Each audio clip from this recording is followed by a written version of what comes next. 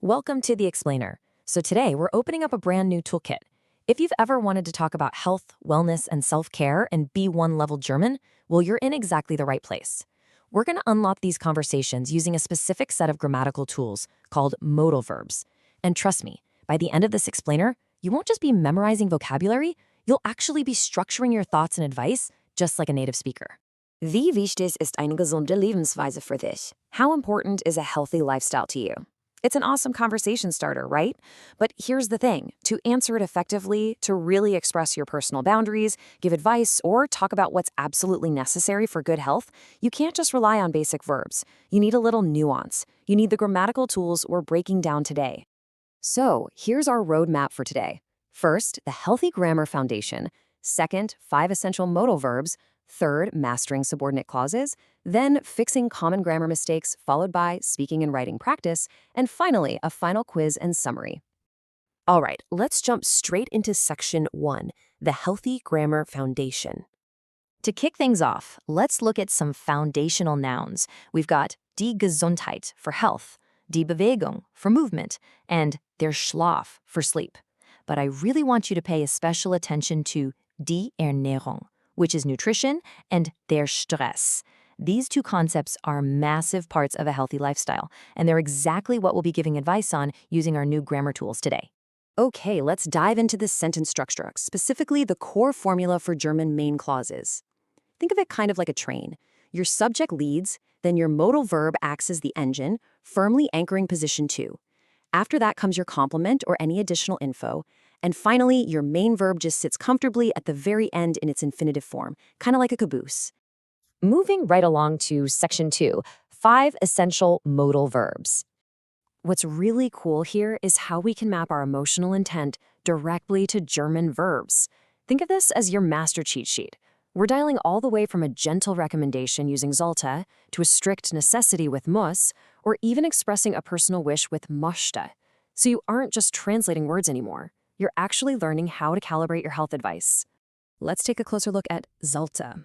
This one sits on the gentler end of our spectrum. It means a recommendation or good advice. It's super polite and perfect for everyday health recommendations. For example, man sollte genug Wasser trinken. One should drink enough water.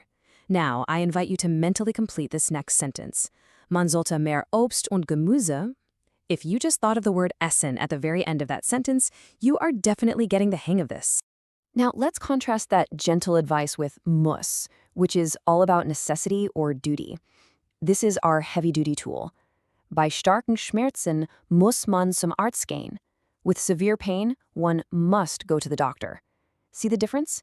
It's no longer a polite suggestion, it's an order. And honestly, we all know we can't ignore doctors' orders forever.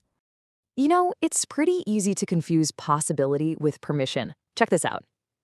Yoga kann beim Stressabbau helfen, means yoga can help reduce stress. It's physically possible. But darf? That is about boundaries. Man darf Nein sagen, wenn man zu viel Stress hat. One is allowed to say no. You're giving yourself permission to protect your mental health. It's a really profound difference, and it's captured entirely by your choice of verb. All right, shifting gears a bit to section 3, mastering subordinate clauses. Okay, here is the crucial twist you need to know. When we use words like das, meaning that, or weil, meaning because, we create a subordinate clause. And when that happens, our modal verb gets kicked from position 2 all the way to the very end of the sentence. Look at the flow here. Ich glaube, dass man regelmäßig Sport machen sollte. Did you catch that? The sollte is pushed to the absolute end. Let's jump into section 4. Fixing common grammar mistakes. Walk through this classic error with me because it's a super common roadblock. Man sollte trinkt Wasser. So why exactly is this wrong? Well, it's because trinkt is conjugated. Remember our golden rule from earlier? That second verb must stay in its pure, unconjugated infinitive form right at the end of the sentence. So the correct and natural phrasing is man sollte Wasser trinken. Now, let's see how this builds on our subordinate clause rule, weil man sollte schlafen. I know that feels totally natural to English speakers, but it's completely incorrect in German. Notice how the word weil forces that conjugated modal verb sollte right to the back. The correct phrasing is weil man schlafen sollte. Getting this little detail right will instantly make your German sound significantly more advanced.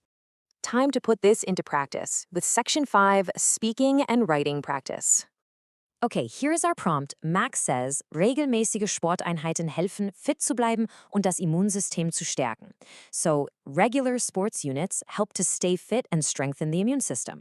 Now, in a real-world B1 exam setting, we'd need to thoughtfully respond to this opinion using our new health vocabulary and, of course, our modal verbs.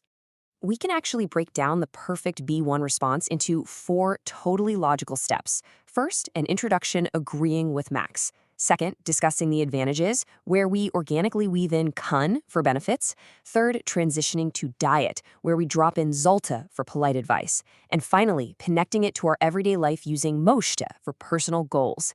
It creates this highly structured and grammatically impressive response. And that brings us to Section 6, Final Quiz and Summary. All right, let's do a rapid-fire check to lock this all in. Man blank weniger Zucker essen. 1. Blank eat less sugar. So, are we giving polite advice, granting permission, or stating a wish? I'll give you a second to think about it. Well, if you chose A, sollte, you hit the nail on the head. It's the perfect choice for giving polite dietary advice. Next question. Ich glaube, dass man mehr Wasser trinken blank. Take just a moment to remember that subordinate clause rule with the word das. Where does the modal verb go, and how is it conjugated for man? The correct answer is A again, sollte. Because of das, the correctly conjugated modal verb gets kicked to the very end of the sentence. So, let's summarize the core mechanics. In a main clause, your modal verb is secure in position 2, with the infinitive at the end. In a subordinate clause, that modal verb gets pushed to the very end. But beyond just the mechanics, remember that these are your tools for navigating health conversations. Sollte allows you to give gentle advice, while muss communicates absolute medical necessity. These verbs really empower you to be precise about well-being.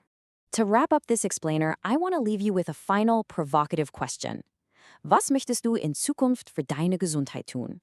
What would you like to do for your health in the future? I challenge you to use the verb möchte right now to articulate your own personal goal. Because ultimately, having the grammar to set boundaries and express your health needs doesn't just make you better at German, it makes you a better advocate for your own well-being. Thanks so much for joining me today, and happy learning.